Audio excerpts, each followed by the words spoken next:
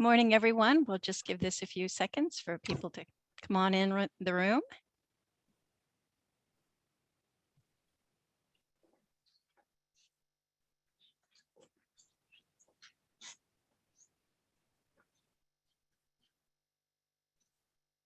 All righty. Well, good morning, everyone. I'm Catherine Rice, and I'm a co-founder and a board member and the secretary for NC Broadband Matters. We are thrilled to bring you this year's 5th webinar called How to Plan for North Carolina's Digital Inclusion Programs and Beyond. So you know our format, the speaker discussion will last for the first hour, and then we will open the floor to audience Q&A. If you have questions, please use the Q&A feature rather than the chat feature so that we can collect your questions for later use and information. So we will be providing anyone who registered an archive video of this webinar. And we will post that video and any of the presentations you see today on our website, hopefully by tomorrow. We have a powerhouse of speakers for you today, so I will not dawdle. And I will pass the virtual microphone to our moderator and speaker, Deborah Watts, who is Senior Partner of Broadband Catalysts and a fellow NC Broadband Matters board member. So take it away, Deb. Thanks, Catherine. Catherine left one thing out of that introduction for me, and that's that I'm a very long time digital inclusion evangelist. And that explains why I'm so incredibly jazzed about today's topic. It's, you know, for literally decades now, there's been a growing recognition of a digital divide that's separating regions and populations into haves and have-nots, both in, in the nation and in our state. For too long, for much of that time, the focus has been on the infrastructure side of the equation, and not much investment or energy's been addressed to the digital inclusion side, to the use and to the adoption. We still need to address remaining broadband availability challenges, but high-level attention and game-changing resources are finally coming up to address the need to bring everyone into the digital community. My vision on this is a riff on the Three Musketeers. I'd say broadband for all and all for broadband. Helping make that vision a reality are our amazing speakers, who I can state with enormous confidence are uniquely positioned to talk about digital inclusion with grounded vision and deep wells of experience. Annette Taylor, Director of the Office of Digital Equity and Literacy in the North Carolina Department of Information Technology. Maggie Woods, Manager of Policy and Programs at the Institute for Emerging Issues, and many of you know as managing the Band NC Grant Program. And Christa Wagner Vinson, the Senior Program Officer for Broadband Infrastructure at Rural LISC. Each of these speakers will take some minutes to provide an introduction to the programs that they manage, and that'll be followed by a panel discussion of the challenges to digital equity, the promising models for resolving them that we're seeing, and developments that you need to keep on your radar. And then we'll reserve the final 15 minutes for Q&A with the audience. You should know that North Carolina has long been a leader in broadband policy and planning. So I'm going to go out on a limb and guess that we are, again, one of the very first states to set up a digital equity office. And we can all be proud of that, and we're going to work together to make sure that it's as wonderful as it can be. Annette is here today to help us learn more about that and introduce the programs. And I'm going to pass the baton to Annette. Thank you. Good morning, everyone. And thank you so much, Deborah, for the introduction and for this opportunity to join you all for the webinar today. I recently joined the North Carolina DIT in the Office of Digital Equity and Literacy as its director, leading this effort on digital equity and helping the team close the digital divide in North Carolina. I'm new to the office, but I'm not new to the issues, and I'm not new to disparities. I've been working on the challenges in marginalized communities for most of my career, serving the left behind and creating access to resources for the hungry, for the homeless, and for the helpless population. I've worked in foundations, I've worked in public policy. I actually worked in the 4th poorest district in the US, and that's the 1st congressional district here in North Carolina. But I was right there with you all during COVID.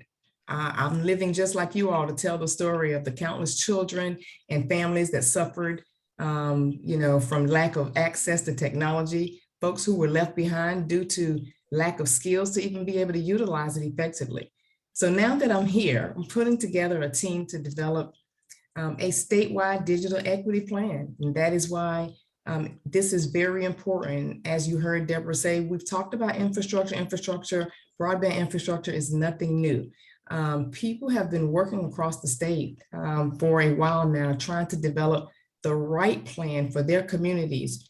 Things look different in different places, depending on the region, depending on where you are. So it's my mission, the same mission as our Governor Cooper and the Biden administration, internet for all. And so that is what our goal is. As you know, we want every American to have access to technologies that would allow them to start a small business, attend classes, visit with their doctor, and really just be able to participate in this modern economy. So we will be putting together a plan. You'll get to hear more about that. We will be connecting with organizations like you all to help inform our work and really get a really great sense of how we can continue to be one of the top, really the goal is to be among the top 5 states that have a successful best practice and template for digital equity and inclusion. So with that, I will move forward and share my panel with my colleague, Maggie Woods. She's going to tell you a little bit more, and hopefully we'll be able to have a conversation about what we've already been doing and what the state has already, how we've already benefited our constituents in the way of internet access.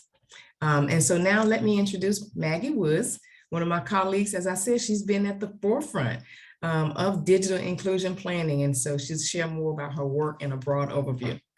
Thank you. Maggie? Thank you. Thank you so much, Annette. I appreciate the introduction. Like Annette said, I'm Maggie Woods. I'm a policy and program manager at the Institute for Emerging Issues, and I run our Band NC Digital Inclusion Program. I'm in a unique position today to be wearing 2 different hats, because while I'm currently at the Institute for Emerging Issues, I'm transitioning to the Office of Digital Equity and Literacy. I'll be joining Annette's team as a digital equity manager full-time in July, and I'm working there part-time, very part-time right now. So in my presentation today, I'll be sharing both my perspective from the Institute, but also from the state as well. And I just wanted to start, I know that a lot of the folks who are attending this webinar have been attending these webinars from NC Broadband Matters for years and have been really focusing heavily on broadband infrastructure. And so I wanted to take just a step back and talk through some definitions so that we're all on the same page today. So we're talking about digital equity, and this is the first in the nation office of digital equity and literacy. But what is digital equity? Digital equity is a condition in which all individuals and communities have the information technology capacity needed for full participation in our society, democracy, and economy. Digital equity is necessary for all aspects of life: civic and cultural participation, employment, lifelong learning, and access to essential services. We talk about how digital equity is the goal. This is what we're working for every single day. And the way we get to digital equity is through policies that get us to digital inclusion. So digital inclusion policies. What is digital inclusion? Digital inclusion has 3 main elements. The first is access to affordable high-speed internet. And you'll see that I've bolded both access and affordable here, because if you have access to the infrastructure, but you cannot afford it, you still won't be able to use it. So both are necessary. You must also have a device, an internet-enabled device that meets your needs, typically a computer, laptop, or tablet.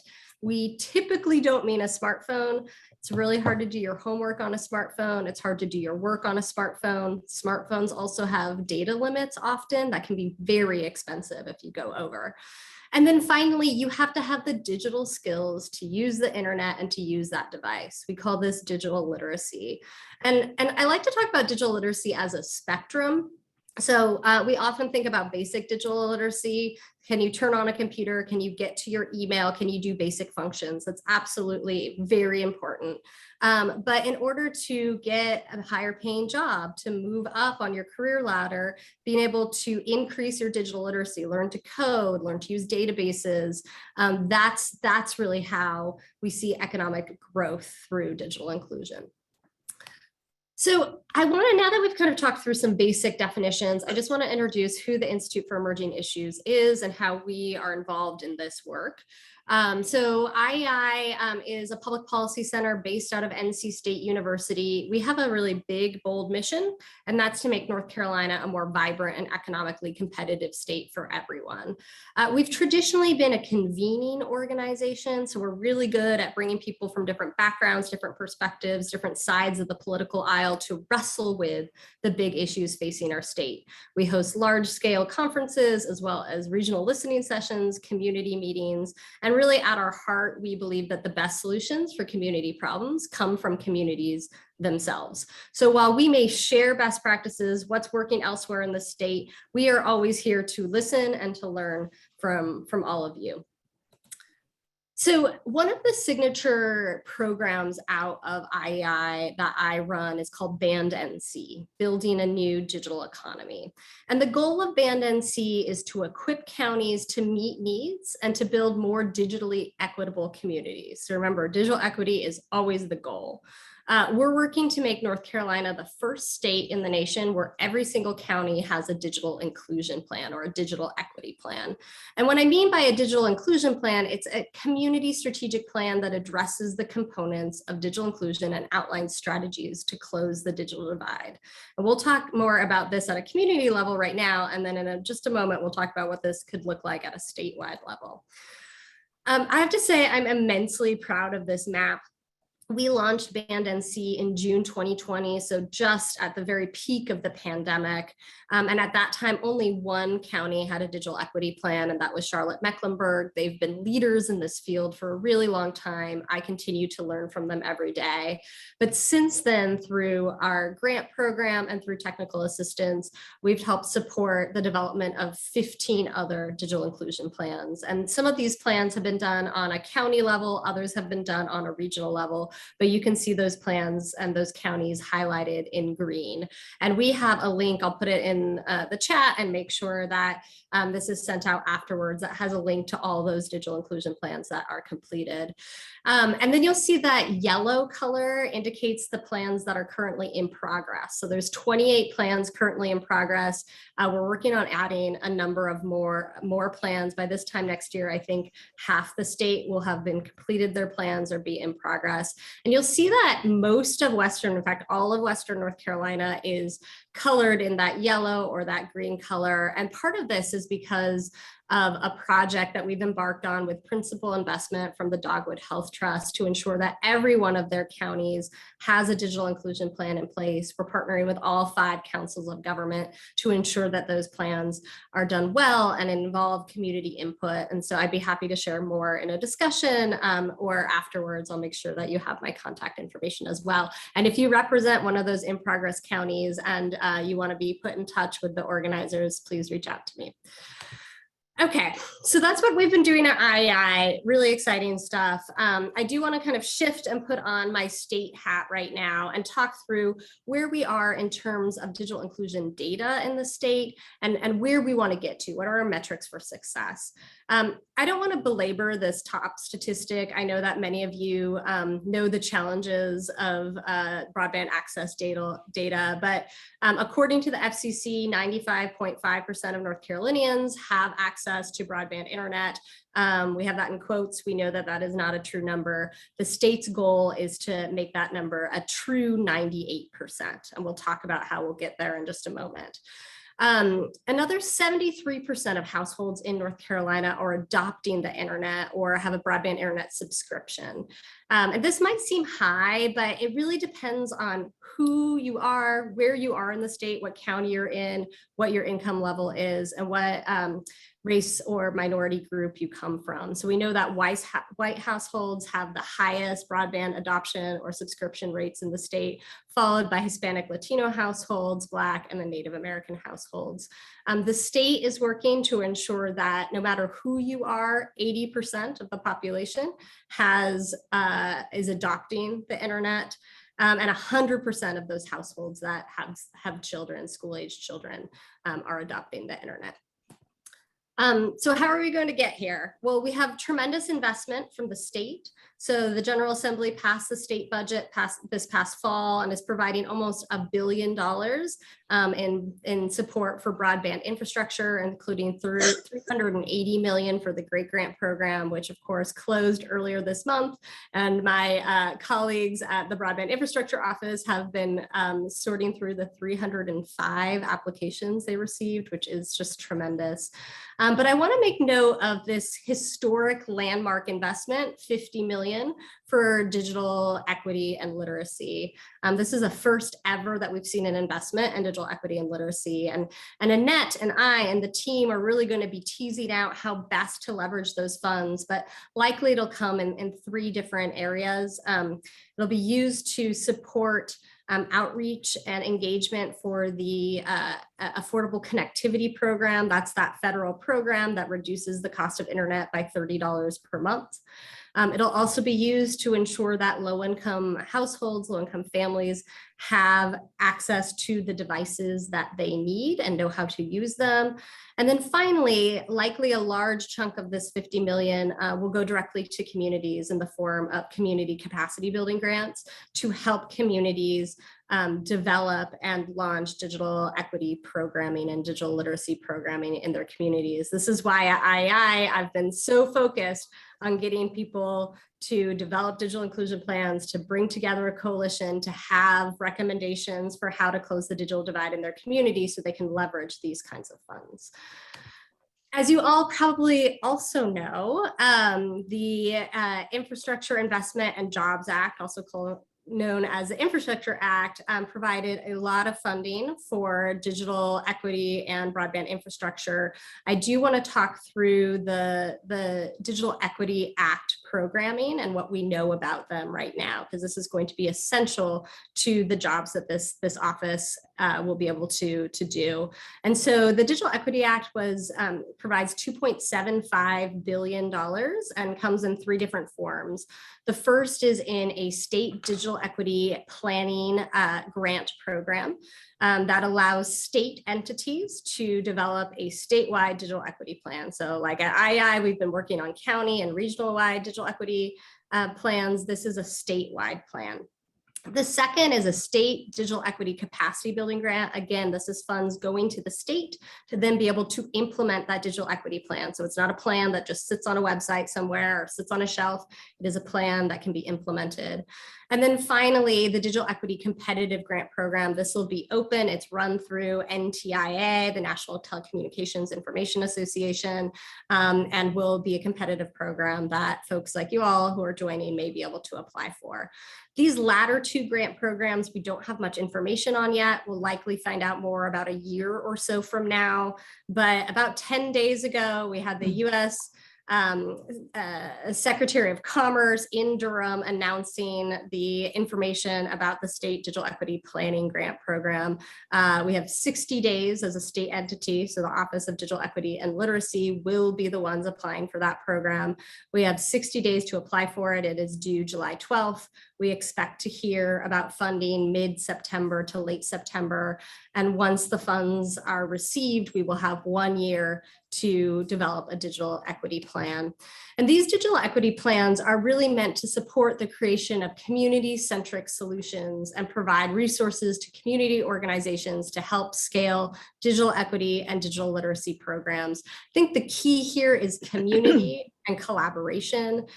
These plans are meant to focus specifically on those groups you see here, those bullets, those groups who have been traditionally marginalized and digitally excluded from the start. And so we cannot create this plan in a vacuum. Like Annette said, we are going to need the support and help of all of you.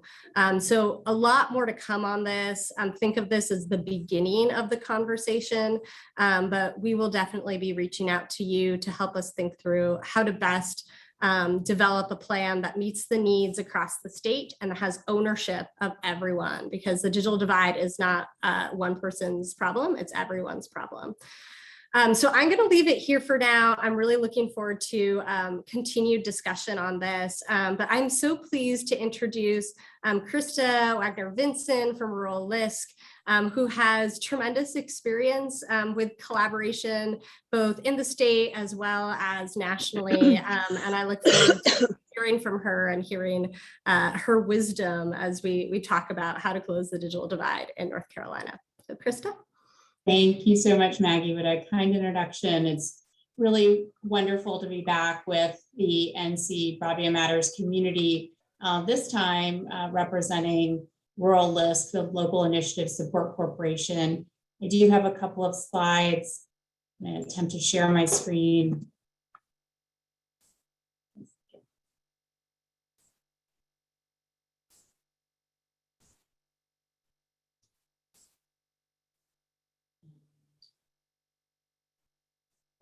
Here.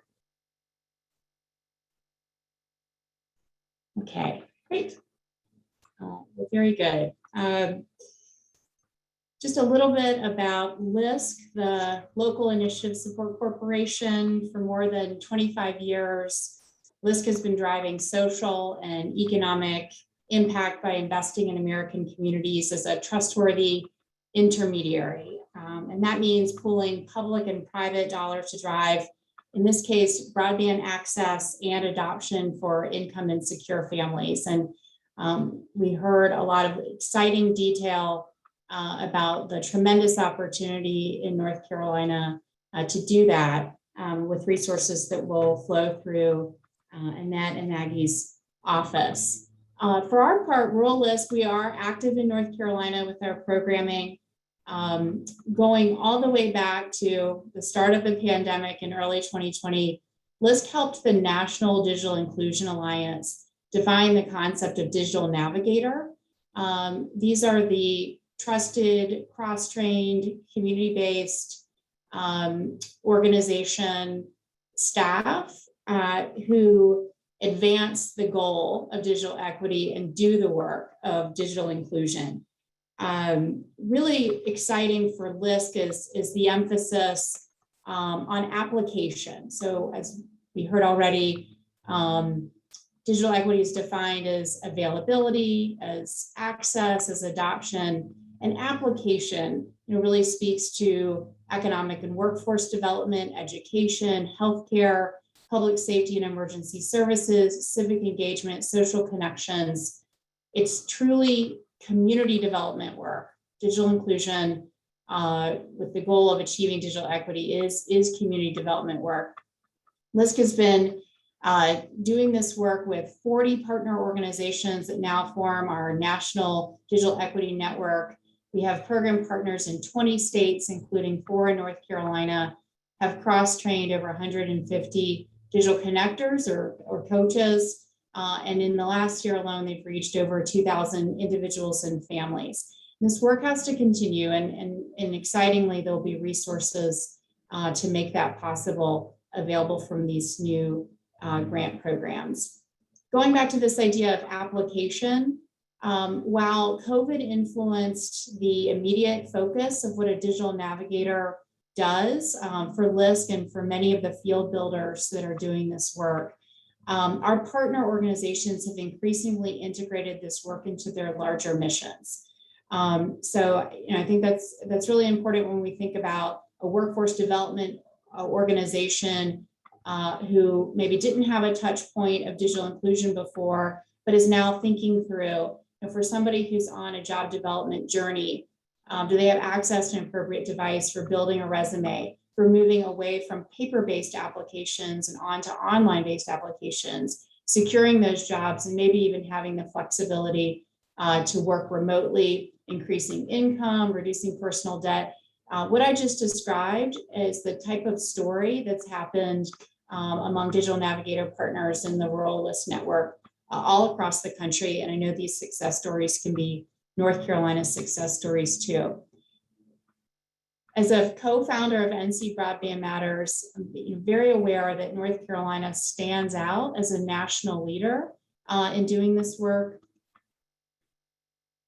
North Carolina has had an Office of Broadband. I think it's going on 10 years. Rural LISC has been working in other states where broadband offices are just in startup mode.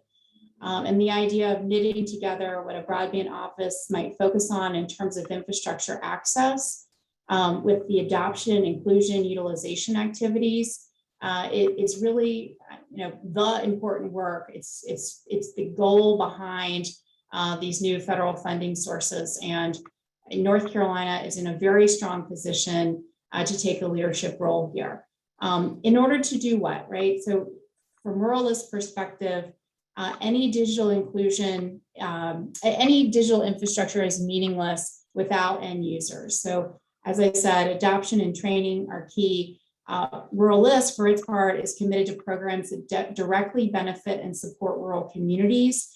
This place-based work is happening in North Carolina. From our purview, we've worked with an organization serving Rockingham and Alamance County, another serving Elizabeth City, a third that jump-started their work in Halifax County and Enfield, North Carolina, and has expanded that across the entire Upper Coastal Plain Council of Governments region.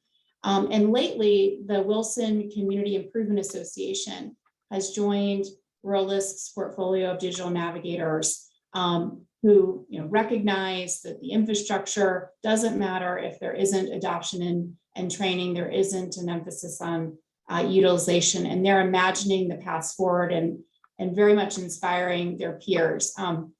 Gold yellow is my new favorite color, seeing Maggie's map. It's really exciting to see how many digital inclusion plans are underway in North Carolina. And congratulations, North Carolina, for setting the precedent-setting goal of all 100 counties having those plans. We haven't seen that in other states where Rural LISC is working, so it's definitely an advantage.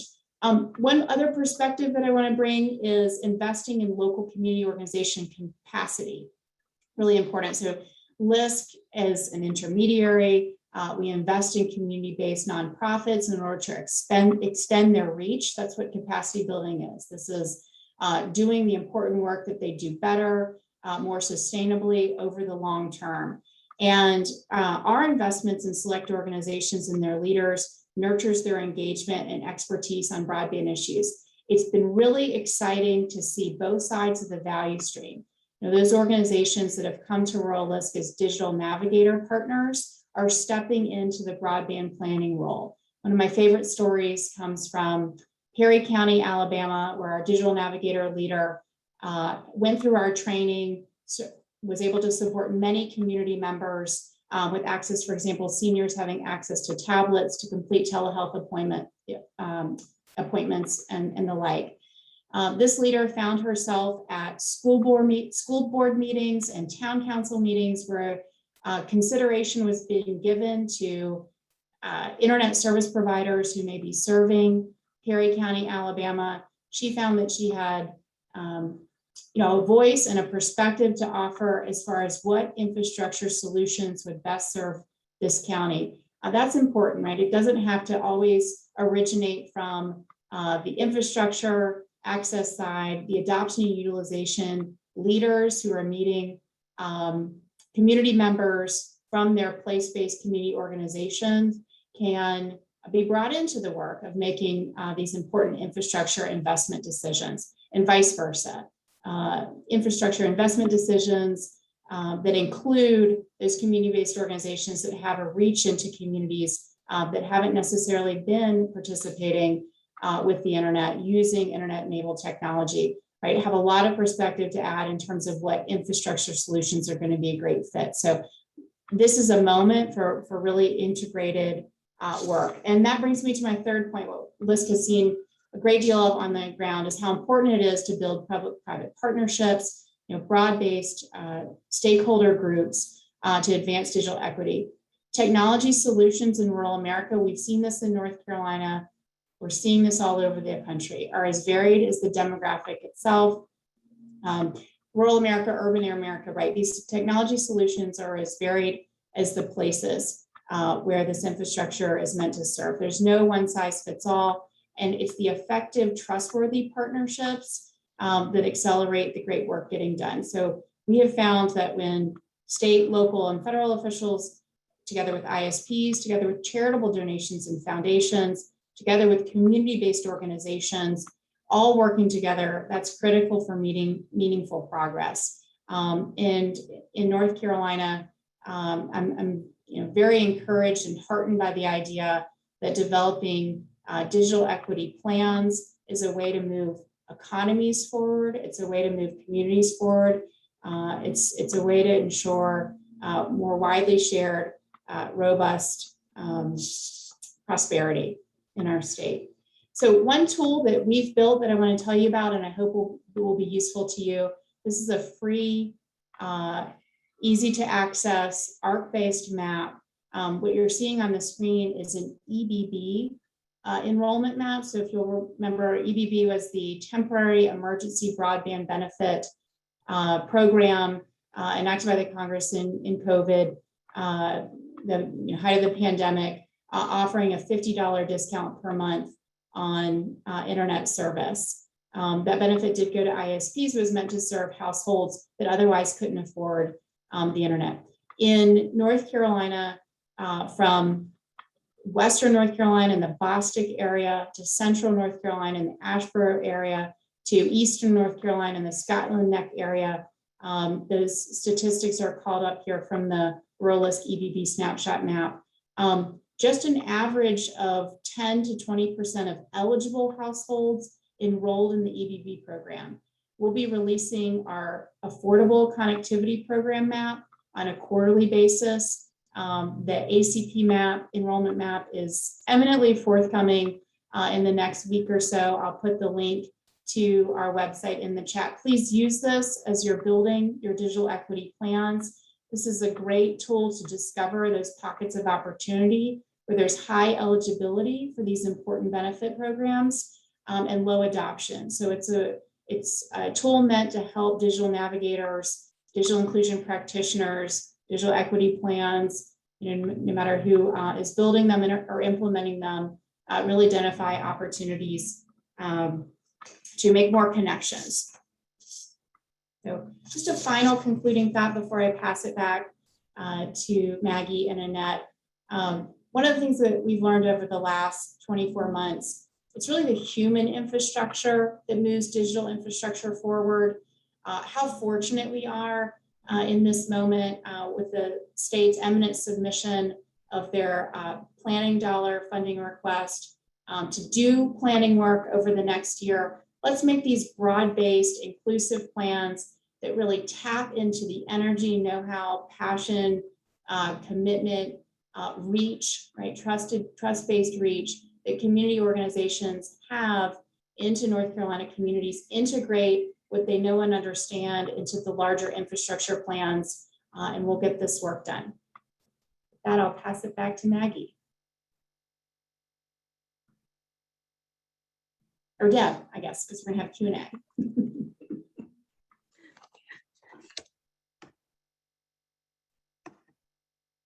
Well, passing it back to Maggie would be a good thing to do too, because she's run a lot of these sessions.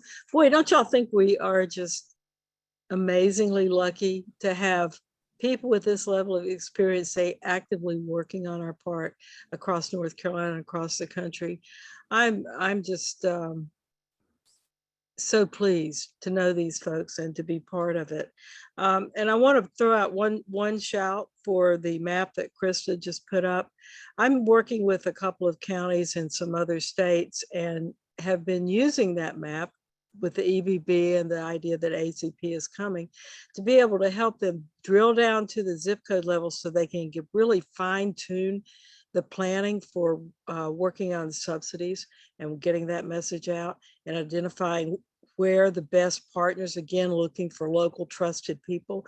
If you've got a area, excuse me, a zip code that pops up as being really low in participation, but high in eligibility, and you look within that region for a partner that could be trusted, whether it's a church or a community center or whoever it would be, you're much further along the road. You can really jumpstart this effort around the subsidy. And so I encourage all of you to check that out, check the map out, get familiar with it, because when the new version comes out, the information will be more current and relevant. And you'll have something you can go to your ISPs with too, and say, here's a community that could take up a lot of, could be good customers.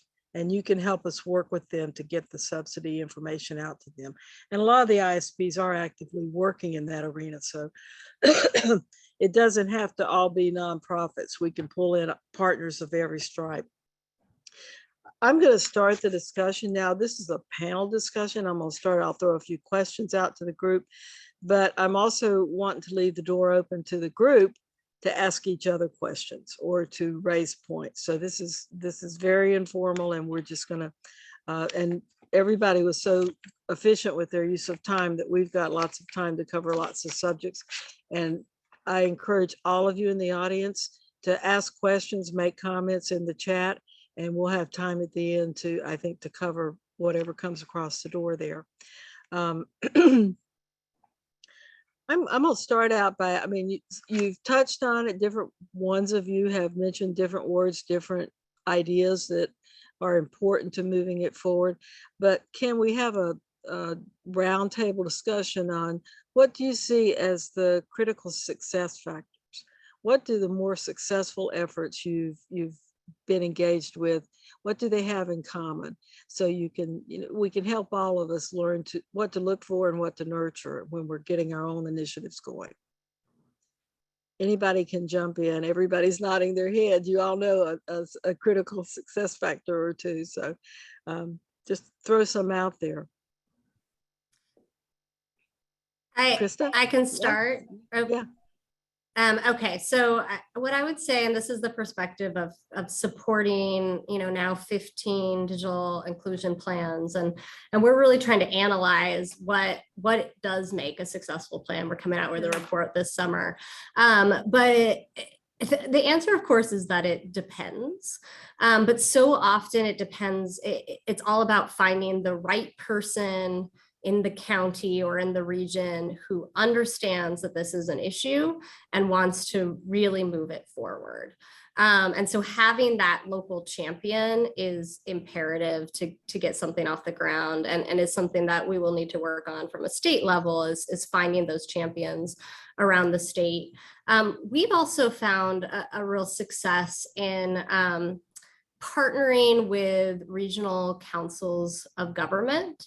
So I believe there's 16 or 18, we call them COGs around the state. And the reasons why they've been so helpful to work with from kind of a digital equity planning perspective is threefold. One, a lot of them have been working on broadband infrastructure issues, but have been focused on economic development for their region. And so it's not a big leap for them to move to digital equity or digital inclusion. The second is they're planners by trade. So when you start talking to community partners about developing a community strategic plan, a lot of people feel a lot of anxiety around that. They don't know where to start, and I don't blame them. It's daunting, but that's what COGs do for a living. And then finally, they know their regions really well. So they're very good at tapping into the regional strengths. They understand where there are challenges. And so I'll just leave that to say that is one partner that we've really leaned on in this work, but I'd love to hear what others think as well. I saw in the chat someone asked for practical advice, right, as they're starting to build these plans. And in every county, right, there is at least one organization and possibly several that can both sustain the momentum on a longer term process, in terms of building the plan, but also the implementation. And so be open to the idea that there are a diversity of organizations that actually have already been doing the work of digital inclusion, perhaps since the dawn of the commercial internet. We just have a new vocabulary for it. LISC has made grants, these 40 organizations, to youth service organizations, economic development organizations, that's chambers of commerce, work serving and job training organizations, telehealth organizations. My favorites are the Cultural Heritage Center and the Fire Station, who joined our network, libraries, community action agencies, already very strongly oriented to the idea of one-to-one community-based support, right? Who have outreach to community members who are infrequent users, of the internet, or maybe have that affordability barrier in terms of a home internet subscription, in terms of access to a device. And it's all of these organizations that are going to contextualize this work, right? So it's not being part of the digital economy for the internet's sake. Is an individual motivated to move into a better job, to manage their personal finances better, to manage their health, right? To be more socially engaged in a period of isolation like we saw with COVID. Who's going to have knowledge of that? That's community-based organizations that are already offering human services to community members, and those types of services, right, can be civic in nature. It can be about workforce development, libraries, job development organizations. It can be related to a vast array of things. So I think the practical advice is the asset mapping, right? We talk a lot about, it's kind of a technical term, but the idea of the asset map of community-based organizations. Every county has them. Sometimes we look to the public sector in terms of cooperative extension, right? Or libraries, but they're there. They should be consulted, and their insights should be incorporated into plans. And then when the implementation dollars flow down, those organizations might be very suitable as sub-grantees, right, on some of these grant programs to deliver the implementation. I think my concluding thought is we have to expect and be ready to sort of tolerate the idea that this work happens best when it's delivered in a one-to-one type of fashion, right? So person to person, this idea of human infrastructure moving digital infrastructure forward doesn't just sound nice, it's really quite true, right? And so we want to identify those organizations that can be part of sustained work. And so the practical recommendation is find them and include them in your planning conversations. Yeah, and I'll just simply add to that quickly is that my panelists are correct that the right mix of investments, the right mix of partners to execute the right digital inclusion plan is very important. And as a person coming from a philanthropic background, I would say we can't leave out that community. They are very passionate about this work. They want to be at the table, and we need to, utilize their experiences, their best practices, and the lessons they learn to really inform our digital equity plan for the state. We know that foundations have made investments in these community organizations, and they've seen what works and what doesn't work. And I think that they really want to be part of the solution. And so I think we definitely need to have them at the table and include them there. We know we have a very unique opportunity to make a difference in this state, a major change. And so that is really what we're looking to do and excited about working together for that. So I'll throw in a thought or two because I've worked at different scales, local, state, and even on some national policy issues with the Appalachian Regional Commission, and done a lot of case studies in the area. And one of the critical success factors that I see is a need for sustained leadership. And someone has to own this. I mean, you build together a coalition, but there has to be some engine that keeps that moving forward and keeps the meetings going. And when people get tired or they're not seeing progress or they're not seeing hope, there has to be some person. I mean, it really comes down to individuals who are committed to this, who own it, who see it as path forward. You know, they can be Pollyanna, whatever, or they can just be by force of personality, keeping people together. But that's really important. And you know your communities, you know who those people are. And when the phone rings and you answer it and it's them, you know you're going to end up saying yes. So just go ahead and do it, you know, because you're going to end up in a good place.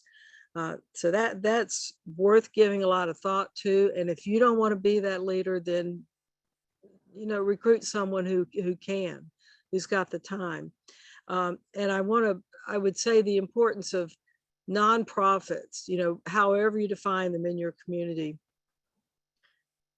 These are people who are used to doing things for nothing. I mean, they're volunteers. This is their mode of operation. So take advantage of them in a positive way, you know, or in a negative way if you have to, but engage the nonprofit members in the effort. And that's all really, really important. I want to speak to that real quick, yeah. Deborah. Yeah. About nonprofits building their capacity. It's been said earlier among our panelists, and Christa brought this point home, building the capacity of our community-based organizations and nonprofits. People rely on nonprofits so much to do so much with so little.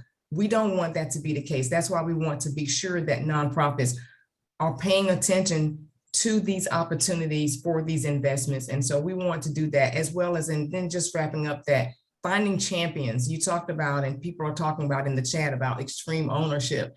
We will be looking to find out who is that champion? Who is that champion in these various counties that want to really be involved in the leadership of leading this work in their county?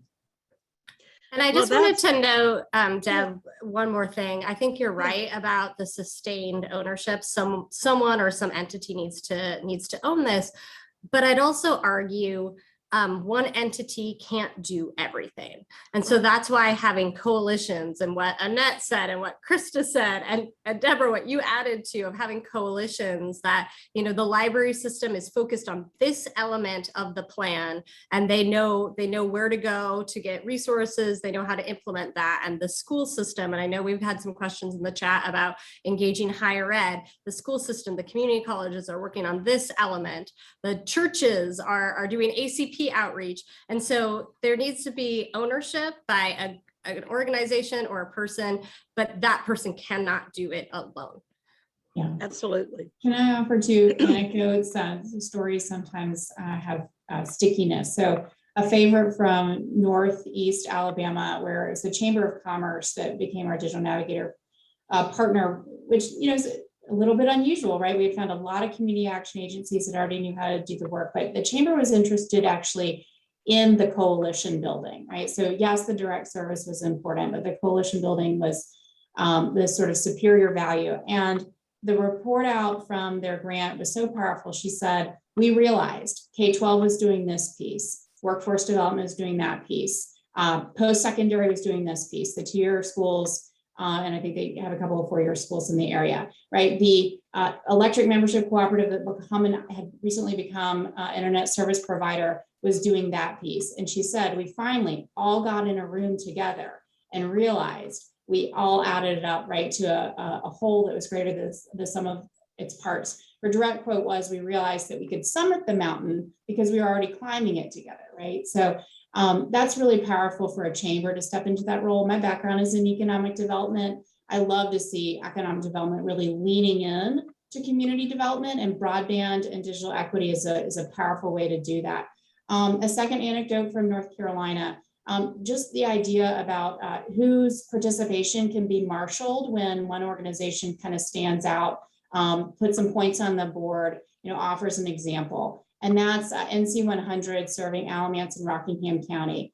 They're already doing important work, but didn't necessarily have a built-in mechanism for community outreach, right? So they spent about half of the Rural LISC grant tabling, right? Being in community, building their brand, describing what this opportunity is, getting folks into the door. That got the attention of others. And ultimately what it got the attention of is the local community foundation, right? So LISC's small grant was greatly surpassed by follow-on investment from the local community foundation. Similarly, in Eastern North Carolina, a small pilot effort in Halifax County has now grown to a regional strategy being led by the COG. So it's putting a little out there, building on what you already have, right? And knitting the pieces together. It's an absolutely exhaustive expression. And in the internet age, it's kind of funny to talk about reinventing the wheel, but we don't have to, right? We don't have to. These great examples are out there and we just need to build on them. Well, you just touched on this, Christian. It's a question I have is, what are good suggestions, practical suggestions for turning stakeholders into active partners? You know, I mean, part of it is helping organizations or entities see that their ends are better served when people are connected and can use the internet to access their resources and to share information, to help them see that we do all benefit if everybody's online and everybody's able to do it. But what are some good practices for practical approaches to turning those potential stakeholders into active partners? And you mentioned Rockingham, the NC 100, and they did it. I mean, that was very strategic about the way they do it. Should it be strategic, or are there ad hoc efforts that could be effective as well? It's a both and. I don't want to dominate the conversation, but a couple of other examples popped into my head that were recently shared at a summit listed in Washington around broadband. And one of them comes from Virginia. So in South Central Virginia, the local community foundation had been investing in hotspots. They recognized that they needed to do something during the pandemic and put about $500,000 of their annual budget into this hotspot distribution program. We came in with a broadband pre-development grant, rural listed. We had some outstanding technical assistance provided by a consulting firm, and this community foundation led the charge to form the Greater Petersburg Broadband Task Force. It was through that conversation that two rural counties and the city of Petersburg saw a reason to further coordinate their efforts. And the foundation, for its part, wanted to move from transactional work to a long-term investment, and ended up committing a quarter of its annual budget to the match funds that the two counties required to submit a broadband infrastructure grant application to the Virginia State Grant Program. And that grant was awarded. And so the community foundation, is suddenly in a new role. Not only are they in the role of broadband planning, but really defining what strategic investment looks like. And that caught the attention of the local HBCU, Virginia State University, who realized it too could move off campus and into the community, and had a very thoughtful application to the NTIA's Connecting Minority Community Program. My fingers are crossed for them that they're ultimately awarded their grant. But again, it really is about these leveraged efforts, taking incremental steps, lifting up and amplifying what truly is strategic and integrated. I've lost track of your initial question, but hopefully that was a good example. Turning stakeholders into active partners. Yeah, stakeholders into active partners. Okay, right. It is possible to do more. You're kind of having those conversations about when doing more is like an integrated effort. Yeah. I want to build on that and provide like a very practical example, since that was one of the questions of what we do. And Christa actually mentioned this earlier about asset mapping or an asset inventory. So when we help to kickstart a planning effort, we encourage the planning team to bring the stakeholders together. And I'll say a lot of the times people are skeptical. They want to talk about infrastructure. They don't want to talk about these other elements of the digital divide, and moving that conversation can be very challenging. And so we have them do an asset inventory where you walk through, where in your community can you access a free computer to either rent or take home. So is that the library system? Where is there public Wi-Fi that's free? Does a business offer public Wi-Fi? So you go through these different elements of digital inclusion, and people talk about, oh, I know, oh, my church does that. They have something in their parking lot. And not only one, does it teach people what digital inclusion or digital equity is, because you can say it all day, but people don't always get it right away. But then they realize, they go from a deficit mindset of, we don't have access, our community has nothing, what are we going to do in this meeting, to, oh, we do have assets, we have all of these things, and it might not be enough to, it probably is not enough to meet the needs, but we're starting from somewhere. And Christa gets back to your, we could summit the mountain because we're already climbing together. It kind of gets at that. And I'll put a link in the chat to the state's digital inclusion template. So it's a very flexible framework, but in there it has that asset mapping or asset inventory activity that is extremely helpful for bringing stakeholders on board and into more active participants.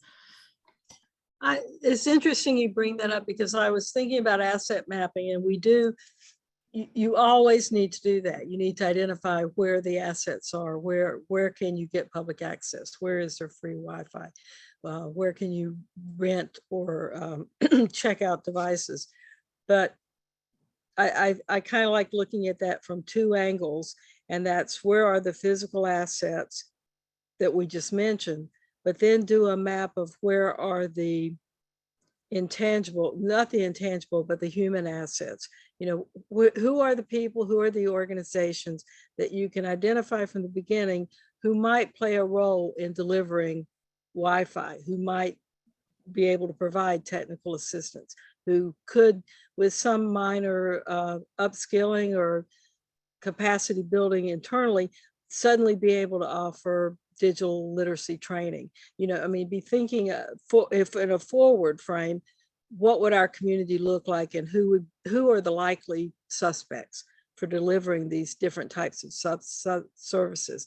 And that gives you a target audience that you go out after actively. If you're at the center of the planning effort, it helps identify who you need to recruit, who you actively need to recruit. And you know, it's almost like a set of concentric circles. You start with your core, and then you identify who are the next level that needs to be brought in, and build the network out that way. It's an organic network of folks who are engaged and involved in the planning and the delivery of digital inclusion activities and resources that you're building from the beginning. Because I don't think I'll just say this, there is no place that has this solved. I mean, every community has ways to improve, and they have populations that are not being touched, and identifying who those populations are and who's the most effective at reaching them, and what type of intervention is needed. It really is planning. It really involves a lot of strategy, but it can be a lot of fun too. I mean, it really can be. For any of you who are looking at, I mean, we're sitting here talking about how much work this is. It's good. It's John Lewis's job. You're doing good work. You're doing good things to do this. We've touched on this too. And Maggie, you gave a great overview of the state and the local resources, and you've touched on community partners like Dogwood Foundation. What are some of the more non-obvious sources of resources that could be leveraged? You know, there's the local community I mean, if it's a local community foundation of 50 people, it doesn't have to be millions of dollars, is the point. So what are some of the non-obvious sources of assistance and resources that can be leveraged? I'm talking about financial resources, because it does take a little money to move this forward. It can't all just be goodwill. Anyone think of something? Well, I'll just throw out local government has funds, not just the ARPA funds, but funds that they already had that they want to invest in this. They saw their students struggle. They saw their small businesses and Main Street struggle with various issues around access to technology. And so I believe they're passing budgets that incorporate broadband or even digital inclusion plans. And so I think that we shouldn't just sit back and say they don't have any money, but they should look deep, look at what they're proposing and see where the space is there to support organizations doing this work. I want to highlight just one piece, the legislative action that renews community action organizations passed recently, that I'm struggling to remember exactly what that's called, but reauthorization, defining digital inclusion as an allowable expense, or the activities of digital equity being allowable expense for community action. Community action serves every region of the country. So I think this is a really valuable time, since community action organizations are very well positioned in terms of that outreach to community members that do sit on the other side of the digital divide. Now that they have resources that they can sort of bill their time to, right? To do this work, to coordinate very closely with community action, especially in the planning process that North Carolina is about to go through. Christa, are you referring to the banks and the Community Reinvestment Act that allows them to do that, or is this something separate? This is the Community Service Block Grant, which funds in part community action agencies. They also are supported by private investment, and LISC, for its part, has invested in a network of 150 financial opportunity centers, many of which are community action agencies. And since I brought that up, I did see a question about metrics. Our Digital Navigator program has measured, devices distributed, skill credentials acquired, right? We loved Literacy Minnesota's North Star credential for digital literacy. Individuals served on the basis of whatever their intake questionnaire may have described in terms of what would meet their need, right? And so that's pretty iterative and based on the individual. But specific to community action agencies, or in the case of LISC's financial opportunity centers, where job and financial coaching is the main focus. What those organizations have done with the Digital Navigator program is really measure personal financial issues, right? Did someone move into a better job after they received an intervention that included the Digital Navigator service? Does that job, pay better? In terms of one example, an individual in Columbia, Missouri, was touched by the Digital Navigator program, built some digital literacy skills, moved into a job that required some technical acumen. That job now pays $4 an hour more. This individual was able to reduce their personal debt. So those types of metrics, right? There are organizations that are tracking those types of metrics. And so it's not at face value really about the digital inclusion as it is other metrics that relate to personal advancement or the larger community development and enterprise. So I do think it's important to think expansively about what we are measuring, right? It is about access to devices and access to internet. As Maggie pointed out, a reliable, affordable, as NC Broadband Matters talks about, secure home internet connection being superior to mobile options. But in this era, sort of defining and using as a metric, does every household have the option to participate with the internet through a mobile network or through a wired home connection, right? Isn't that sort of the definition of middle-class opportunity? So my concluding thought there is that we should think expansively about what we're measuring and sort of embed or bake in these digital inclusion metrics into larger community and economic development goal setting and measurement. So Deb, we do have a couple questions from the audience. Okay. If we can jump in at Go that ahead, point, Kathy. they've been so patient. We have a question from Don, who says, and we've touched on some of this, on the state NCDIT website, there are many opportunities for K through 12. Will the state start to focus on higher education support for digital literacy? Some campuses are not convinced digital literacy is a topic of value. Who'd like a shot at that? Maybe there isn't an answer on that. I mean, I think, Don, the short answer is yes. I know our team is meeting with you later this week. I know that Kaya Edwards on our team has been working really closely with the community college system. But I think we would love your thoughts on how to do this better. We are a pretty much brand new team.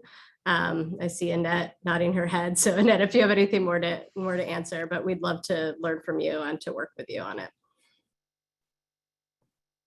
Yeah, I would just really echo what Maggie says. We know higher education community has a lot of resources, and I mean, who better to be able to be part of the strategy and part of the skills building than the higher education community. So we'll be looking to work together as we develop a strategy, but I do think we can come up with some really great success factors. I think there's a quick story. Part of the way you change institutions is just making them aware that they can change and what the benefits are. And there's a really good model, a good story from Carteret County, where the community college sought a grant and wanted to put satellite public access facilities around the county to be able to deliver classes for healthcare workers. And they make those centers available for the public to use off hours when there aren't classes going on. So they've accomplished a distribution of public access resources around the county. It was paid for with funds that the community college sought. Everybody wins. It's a win-win. So it's, you know, if we can lift up stories like that and make sure that the other institutions know about them and what the benefits are, maybe it can spark some creative thinking on their part, and they can take some initiative and learn from what Carteret did. And I know the president of the community college down there would be happy to share that story and the path she went down to get the money to do that. We've got a question from Sarah. We might have touched on this already. Since digital inclusion involves so many different audiences that translate to different state departments, how can the state work together to build effectiveness into their solutions? Effectiveness. I think Christa kind of touched on this. She was talking from a community-based organization perspective, perhaps, but I think, Sarah, you're absolutely right that so many state agencies are working in digital inclusion or have some sort of, should have some sort of ownership, but don't necessarily call it that. And so some of what I think our office needs to do is some education around that, but also tying other metrics to digital inclusion metrics, right? So what was shared about, upskilling, being able to learn how to do a new skill and then have a higher paying job because of that. That ties into workforce development. And a lot of those partnerships are being created or have been created. I know that DIT works really closely with a lot of state agencies, but I think being really intentional and strategic about making sure that those agencies understand how their work overlaps with digital inclusion and digital equity, and to be able to measure those outcomes. One last question, which is mine, which is so often it's the chicken and the egg issue. You might have someone who cares about digital inclusion, but they can't do it on a volunteer basis. They're already volunteering a million different ways. And so, Christa, how do people get access to your organization and find out how they can tap into some of the grants that you've been talking about? Well, the link that I shared to the Emergency Broadband Benefit Snapshot Map does take folks back to our Digital Navigator page, which has a number of resources. Our Broadband Pre-Development Grant Program is described there. So click on that link to see everything that LISC has to offer in terms of broadband, but also the larger LISC organization, right, is a national intermediary making investments in communities across the country, across a diverse range of community development investment areas, not just infrastructure, although we certainly see it as not only cross-cutting from a community development perspective, but at the individual level, really at what people call a super determinant of health, right? That that it's a cross-cutting issue when it comes to individuals, community-based organizations, and really our regions and our state. So that's a way to get in touch with us. I think there was a second part to your question, Catherine. Just it gets back to the funding. It's just that, everybody's so exhausted right now.